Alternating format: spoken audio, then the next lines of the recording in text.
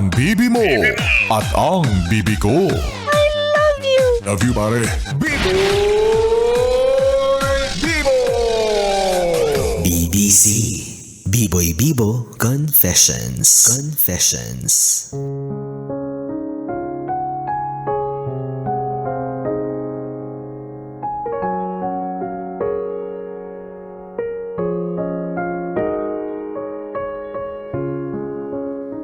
Bibi, ito na ang sulat na dapat ay mapakinggan mo.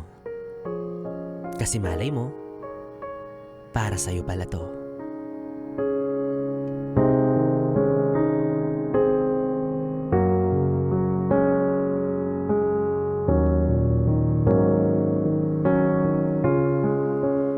Ipagdadasal ko siya para sa'yo, Lola, at para sa kapayapaan ng kanyang kaluluwa.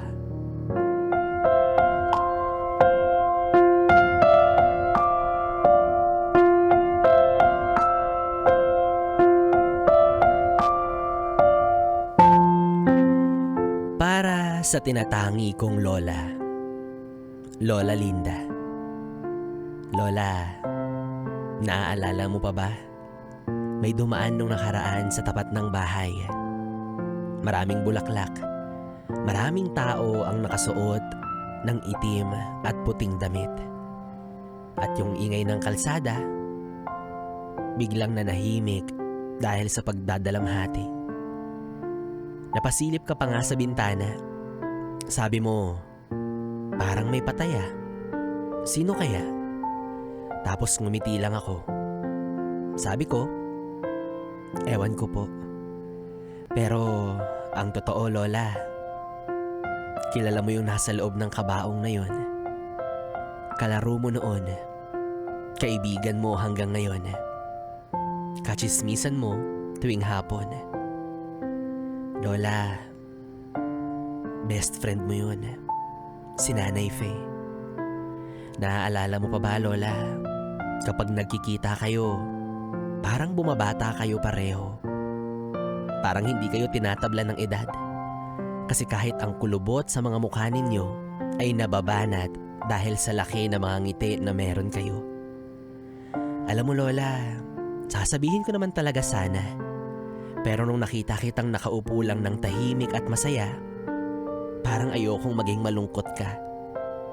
Kasi minsan, may mga balitang hindi nakakatulong, kundi nakakasakit lang. At may mga katotohanang mas mabuti nang hindi mo alam. Kaya hinayaan ko na lang na ang huling alaala mo sa kanya ay yung mga pagkakataon na masaya kayong dalawa. Hindi yung nasa ataol na siya. At habang dumadaan yung prosesyon sa harap ng bahay, nagpapasalamat akong nananatili ka pa ring malakas at buhay na buhay. Yun nga lang, yung matalik mong kaibigan na kasabay mong tumanda habang buhay mo nang hindi makikita. Wala na yung taong tatawag sa'yo sa palayaw mo. Wala na yung kakwentuhan mo na mga alaala noong bata pa kayo. Wala na yung kaututang dila mo sa kabilang kanto. At wala na yung taong kilala ka na bago ka pa maging lola ko. Ipagdadasal ko siya para sa'yo, Lola, at para sa kapayapaan ng kanyang kaluluwa.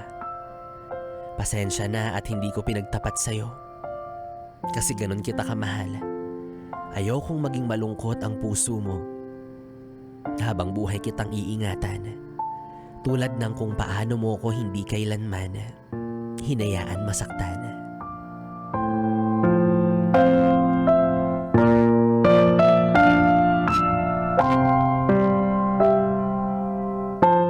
Yes, it's me, Diane.